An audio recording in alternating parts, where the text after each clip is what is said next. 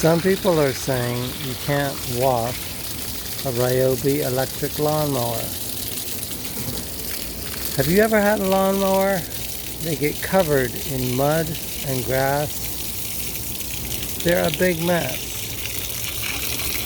There's really no way around not washing a lawnmower. Basically, you have to wash it.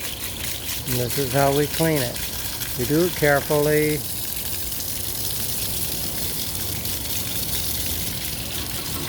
But you gotta clean it. And these same lawnmowers, they sit outside of the Home Depot in the rain for a year or 2 years, sometimes not getting sold or having been returned.